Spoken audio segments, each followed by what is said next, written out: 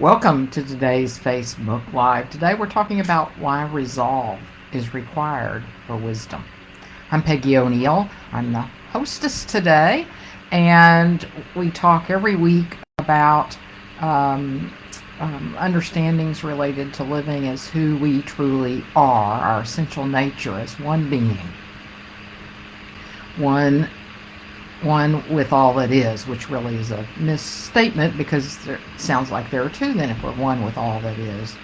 So we're talking about living as the one being that we actually are, and we're answering the call because what happens is that when we don't experience ourselves as one, then we experience something lacking, and that's a call. That's really grace inviting us to look for what is missing, that we seem to feel that something is missing. And what most of us do is look for it outside of us, and the answers are in here. We turn around and look and see our essential nature. So that's what we do here in answering the call. And then once we do that, we also want to know, well then, how do I live aligned with who I truly am? And that's one of the purposes of our conversation today. Why resolve is required for wisdom. So what does wisdom mean? Why is it important to have in my life? What does resolve mean in the context of non-duality? How do I engage resolve? And what do I do when I think I've lost my resolve? So if you're here in person right now, please say hi, put it in the comments. If you're watching this on replay, please put hashtag replay in. Love knowing that you were here. And if you have any questions or comments today or at any time, please put them in the comments and I will come back and answer them. So what does wisdom mean? Actually, who we truly are is wisdom. Again, we're one being. And we talk about this. We say there's infinite wisdom, the wisdom of the universe, and that's who we truly are. So one way to think about wisdom is that that's who I am. Now, unless I've cut it off, which this is why, as they say and have said for thousands of years, it's challenging to talk about non-duality, to talk about who we truly are, because we have to use language that makes distinctions so that we understand. And so then it winds up sounding like we're saying two different things. We're creating a duality in how we're talking about it. So who we truly are is wisdom, and yet if we believe we're not wisdom, or we believe that we are separate beings or separate from the universe, then the universe lives through us in alignment with that belief, and then therefore we don't believe or know that we're wisdom. So first, what wisdom means is that's who you are. That's who I am, who everyone is in actuality. And it's guidance in a way from the universe. It's an intuitive guidance. It's a knowing. So we want to nurture that so we can experience the wisdom. And how we do that is we set aside paying attention to we can call it our separate self mind, our thinking mind, our egoic mind. And by ego, I don't mean the narcissistic ego. I just mean the ego that tries to be in charge of us and of life.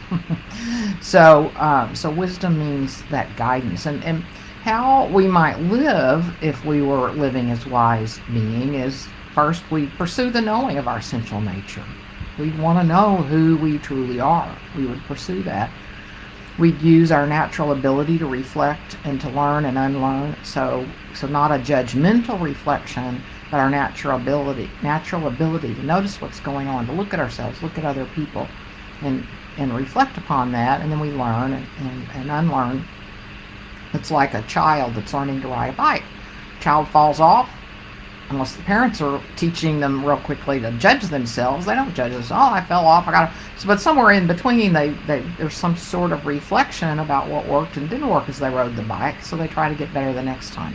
That's who we naturally are. If we leave out all the judgment about how we're doing, and then we judge with discernment. So we still want to. There's still times to assess and judge. Like if we're going to hire somebody, we need to be able to discern if they're qualified or not. That's not a personal discernment. It's based on if they're qualified, if they have the ability and the camaraderie that's required in your particular organization. We would live with natural, inherent empathy and compassion. We don't have to learn it. That's who we are, and we would naturally be living that way as the wise being that we are. We'd be present, totally present, be open, be curious, and then when it occurs to us to do so, again, using the reflection, when we notice something's off, we align our actions, our thoughts, our being, our way of being, our relationships, activities, work with who we truly are.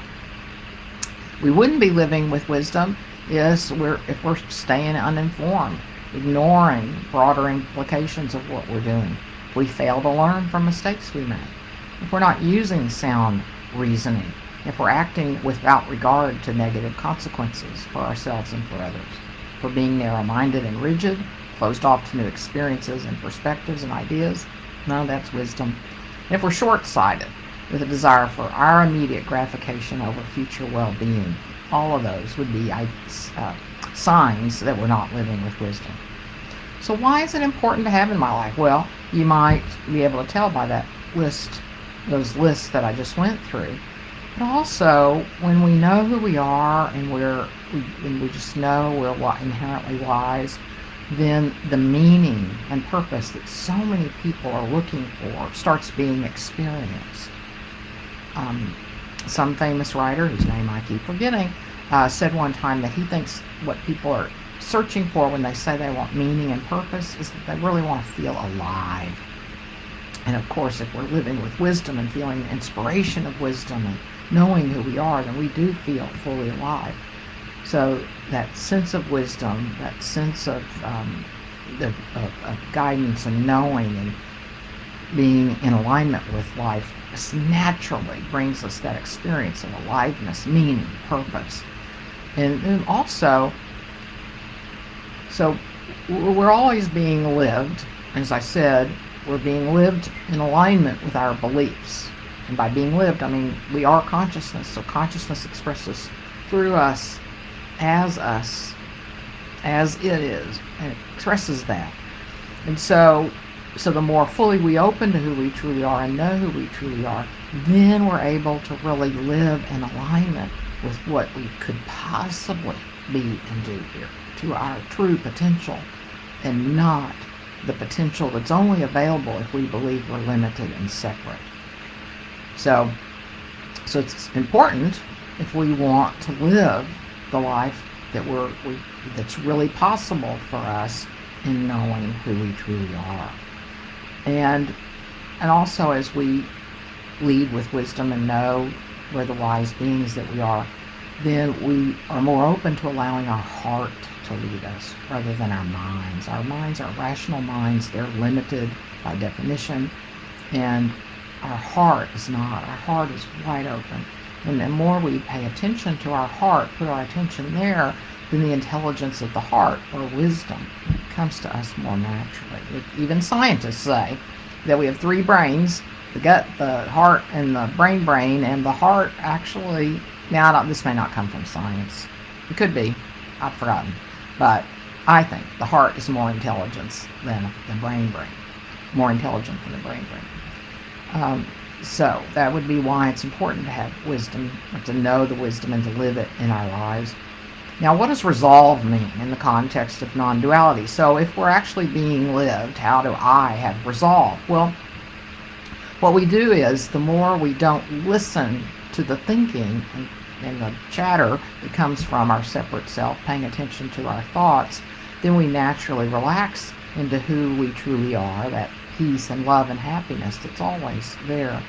Then the sense of just this knowing, this is what I'm about, this is what I'm up to, the resolve naturally appears. Now, it doesn't mean it's easy. There are plenty of times that I can feel that resolve, and then it takes clarity, it takes staying persistent, and yet it's exciting, and it's not.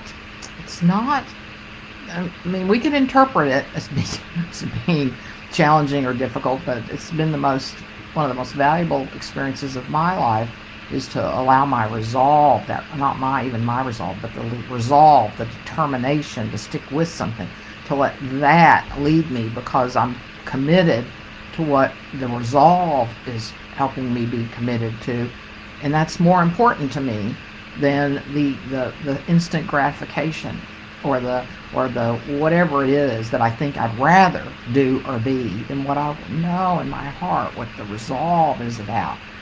So it's the letting the resolve take over, if you will, and instead of listening to the thinking of our separate selves. So what does resolve mean? It means that all-out determination. I'm sticking with this no matter what. And I'm sure you've experienced it. We've all experienced it. Like let's say you weren't very good at riding a bike. Well, resolve kept you getting back on that bike. You weren't going to just, I didn't. I quit riding bikes, but there are lots of other things that I've been resolved about. Certain times in my career, right now, very resolved about quite a few things in my life right now. So the resolve is where, again, that aliveness is, that determination, that nothing's holding me back. Let's see. So that's what resolve means. It's that sort of sense. Nothing's stopping me. Just that determination and but it's not an egoic, rigid sense. It's just that I'm not going to listen to all this chatter that's trying to tell me to do something else or be something else. Just not going to do it. And we can have feelings. We have strong feelings, but I really want to do this because we're so addicted to our thoughts. We're so addicted to the feelings that we normally have that we'd rather give in to those than to stay resolved and determined with what we're up to. I really saw that when I was eating a new way a few years ago, and people would say, "You're really disciplined." And I realized the word discipline didn't work at all. It wasn't discipline. I realized, it was resolve. I was just so clear this is the way I was going to eat, because everything I'd read about how bad so much food was, it was just like, I'm not going to eat that other stuff. I'm going to stick with this. And it took resolve. And yes, feelings of, but I'd rather eat this piece of cake, or I'd rather, when I go to dinner, eat what everybody else's dinner. So that didn't mean I didn't have feelings of resistance even, or just the kind of feelings you have when you really would rather eat sweets when you're not going to, that sort of thing. And an example that I think Ulysses, when he was tied to the mast, and all his boatmates, what do you call shipmates, went ahead and steered the ship.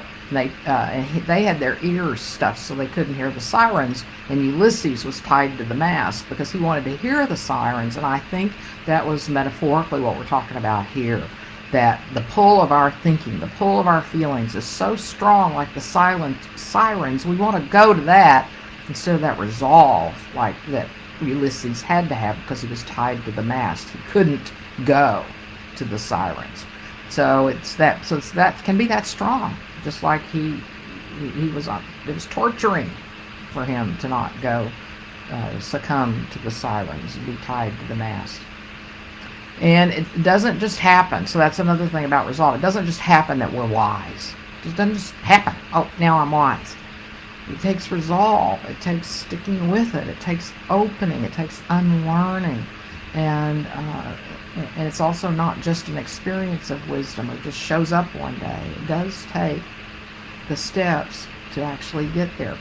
So our old conditioning, thoughts, and habits are going to interfere. So how do I engage resolve? Well, I already said some of that, but we relax our personal desires when our personal desire is, like I want to eat this, or I just want to be petty right now and say what I want to say to somebody. That you just relax those desires. You don't listen to them, and you let your heart lead. You let go of that. You move to your heart, and your heart knows, not to lash out and be petty. And so that's how you do it. You just relax the attention from the sirens, the thoughts and the feelings, and maybe even other people encouraging you to do something that's not in alignment with who you truly are. And then you focus on your heart, your true knowing. And then what do I do when I think I've lost my resolve? Well, the ego will try to hold you back. It will keep telling you, oh, you don't need to do that, or it's not that important, or you can't do that, or it's just for today, or whatever the ego will tell you. It's just conditioning. All those thoughts are conditioning that we paid attention to most of our lives. So we think they're natural. We think we're supposed to pay attention to them. No, we're not. They're just like clouds in the sky. They're just coming and going. And we keep noticing the same ones because we keep noticing the same ones. As soon as we relax our attention from those we normally pay attention to, we'll not start noticing other thoughts, other ideas, other insights, nudges. Lots of things are available to us when we quit focusing on our thoughts. So just know that when you think you've lost your resolve, and then remind yourself of what matters. Remind yourself what you're truly up to. And it can be useful to sit still. And by useful, I don't mean that it's easy. Yesterday morning, my sister and I were in a motel room because we had a quick trip to go see my cousin, and we decided we were going to have a lazy morning. And then after lying in bed for a while, my whole body so desperately wanted to get up and get busy and get going. It's so fascinating to just be able to just lie there, because she wasn't awake yet. Just lie there. I didn't want to wake her up, and then I was able to relax my attention from my thoughts and my feelings, and start allowing myself to be totally present and open and allowing, instead of this need to, I gotta get up, gotta get going. It's fascinating. But that's okay. And as the more you do that, the more I do that, then the more we open ourselves to the freedom that we are, and the peace that we are, and the love. So it's a beautiful gift when we feel those things. Doesn't feel like it. Then when we sit with them, but sit still, you can call it meditation, but sit still and allow them to be there and allow the resistance to also fade away. That's what we do when we think we've lost our resolve. So today we covered why resolve is required. It doesn't just happen. There are a lot of New Age people going around saying, oh, consciousness is shifting and it'll just happen that consciousness shifts. No, it won't. We have to integrate what we know. We have to be the resolve that's available to us. Be wise. So the same thing with wisdom. It's not. So I've written an article about the wisdom economy, and that that it's here. And somebody said, "Oh, good. I hope you're right that the wisdom economy is here." And I realized, he thinks I'm saying that we're in the wisdom economy. We'll just be wise. No, we won't. It means that what's required will probably be left behind if we're not being wise during this era of the wisdom economy. And it's needed, and we can see it needed everywhere. Wisdom is needed. But it doesn't just happen. We have to engage ourselves with developing the wisdom that we are. Or another way to say it is relaxing into the wisdom that we are, if we want to live as the wise beings we truly are. So we talked about, what does wisdom mean? Why is it important? I'll just talk about that again. What does resolve mean in the context of non-duality? So it's this sense that it's there and we access it. And then how do I engage resolve? What do I do when I think I've lost my resolve? So I'm not going to repeat all that, since this has already been a long time today. So I'll see if we have any comments or questions. We do not. So it's been great talking about wisdom. Anytime you want to talk about any of these subjects, just send me a message. We can have a call. And specifically coming up, I do have a complimentary workshop on April the 17th from 1:30 to 3 Central. And it's how creation happens when there's no one to create. There is no separate person to create. So how does creation happen? We're going to have a fun time. And it aligns with everything we said today. So I hope you'll consider joining us and join us. And so in that workshop, you're going to discover the secret to creation, 3 elements of creation, and then the expansion of your ability to receive guidance for what actions to take in life. And it's experiential. There's no replay. So just send me a message too if you want to attend that. I will send you the Zoom link. Okay, well, thank you so much for being with us today. And I'm grateful that you take this time that you expand the knowing of who you truly are, supports us all in this universe to live as the possibility that we could really be this one being. So thank you. Have a great rest of your day. Bye.